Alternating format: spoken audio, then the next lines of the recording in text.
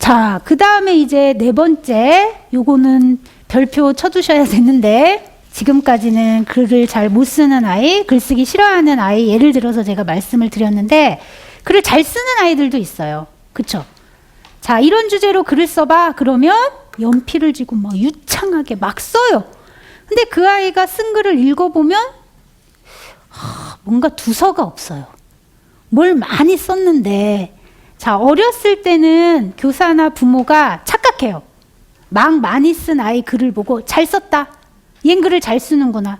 그런데 4학년, 5학년, 6학년이 돼도 그렇게 써요. 그러면 그때 이건 잘 쓰는 게 아니구나.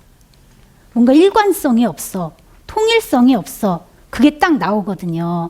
자, 통일성과 일관성은 어떻게 우리가 그 아이 글에서 실현을 시킬 수 있냐면 쓰기 전에 요 순서를 아이들과 같이 하셔야 돼요. 쓸 내용을 정하고 써야 돼요. 반드시. 자, 글 잘 쓰는 아이, 글 못 쓰는 아이 다 특히 글 잘 쓰는 아이일수록 이걸 더 정해야 돼요. 글 잘 쓰는 아이들은 우리가 뇌의 특징에 대해서도 봤지만 뇌라는 건 어떤가요? 생각이 계속 떠오르죠. 글 잘 쓰는 아이들도 글을 쓰다 보면 또 생각이 떠오르는 거예요. 그러면 그걸 안 쓸 수가 없어요. 쓰다 보면 나중에 읽으면 너무 이상한 글이 되는 거예요. 그래서 쓰기 전에 쓸 내용을 정해야 돼요. 자, 그런데 어떻게 정하냐? 보세요. 자, 우리가 글을 쓸 때는 처음, 중간, 끝 요 순서로 쓰죠. 자, 쓸 내용을 정할 때는 뭐부터 정해야 되나요? 마지막부터 정하셔야 돼요. 반드시. 그 마지막에 뭐가 들어가냐?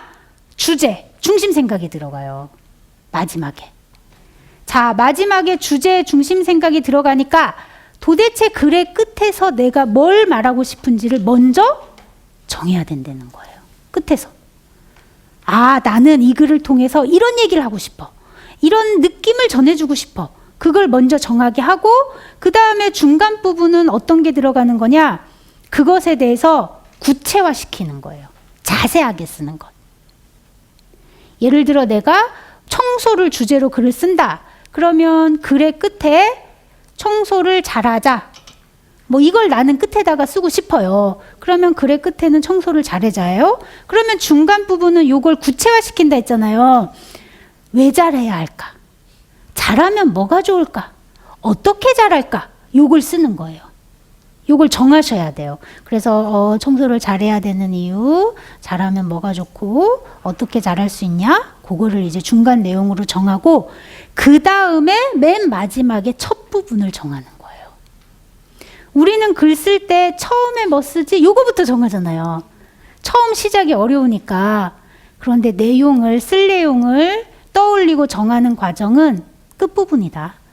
그래서 마지막 부분부터 주장부터 정한 다음에 그 다음에 중간 그 다음에 이제 첫 부분을 정하는데 첫 부분 같은 경우에는 여러 가지 방법이 있어요. 핵심 내용으로 들어가야 하는 방법은 글을 읽는 사람을 약간 유인하는 내용이 들어가야 돼요. 관심 끌 만한 내용이 들어가야 되거든요. 팁을 드리면 어떤 내용이 이제 관심을 끄냐 하면 경험을 쓰면 좀 관심을 끌 수 있어요. 내 경험. 그러니까 청소와 관련한 얘기도 첫 부분에 그럼 어떤 내용을 쓰면 좋나요? 선생님이 청소시켰는데 내 친구 땡땡이가 청소를 안 하더라. 뭐 이런 거 쓰면 되겠죠? 네, 이렇게 쓴다는 거예요. 그래서 청소했는데 내 친구 땡땡이가 열심히 청소 안 해서 그 부분이 뭐 이렇게 됐다. 그래서 청소를 왜 열심히 해야 되는지 내가 한번 써보고 싶다. 그렇게 해서 쓰면 글이 슬슬슬슬 풀리겠죠. 다른 것도 이제 마찬가지예요. 기본적인 방법은 그거니까 구성을 할 때는 쓸 내용을 정할 때는 마지막, 중간, 첫 부분 요 순서로 정할 수 있도록 해주자. 특히 글 잘 쓰는 아이는 더 이걸 적용을 해야 됩니다.